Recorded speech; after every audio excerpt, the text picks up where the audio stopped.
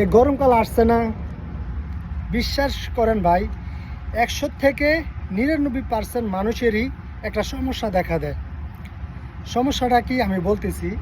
সমস্যাটা হচ্ছে যারা সৌদি আরব, দুবাই, কাতার, ওমান, কুয়েত, যেসব রাষ্ট্রে যেসব দেশে গরম বেশি পড়ে না, ওইসব জায়গায় এই সমস্যাটা বেশি দেখা দেয়।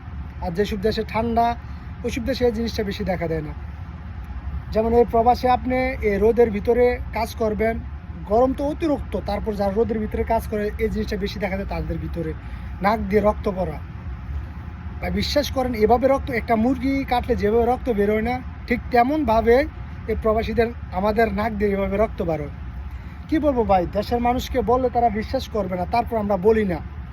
কারণ কি, একটা প্রবাসীর কষ্ট একটা প্রবাসী বোঝে, দেশের মানুষে কখনোই বোঝে না। হোক সেটা পরিবার, হোক সেটা আত্মীয় স্বজন, হোক সেটা ভালোবাসার মানুষ, হোক সেটা বন্ধুত্ব। কারণ একটা মানুষ যখন প্রবাসে আসে তখন একটা প্রবাসীর কষ্ট বোঝে, আর যখন না আসে তারা কখনো বুঝতে পারে না একটা প্রবাসীর কষ্ট। আমার কিছুদিন আগে হাত লাগাইছি মাত্র দেখি রক্ত। বিশ্বাস করেন, এই গরমকাল আসলে প্রবাসী এই সমস্যাটা বেশি দেখা দেয় এই প্রবাসীর ভিতরে। তারপর আমরা কষ্টের কথা আমরা দেশের মানুষকে বলতে চাই না, কারণ কষ্ট আমাদের মধ্যে থাক, দেশের মানুষ না জানুক, তারপর তারা সুখে থাক। আমরা দেশের মানুষের সাথে হাসি মুখে কথা বলি, যাতে তারা বুঝতে না পারে আমরা কষ্টে আছি। ভাই, একটা প্রবাসীর কষ্ট একমাত্র একটা প্রবাসী বোঝে, দেশের মানুষ আর কি বোঝে।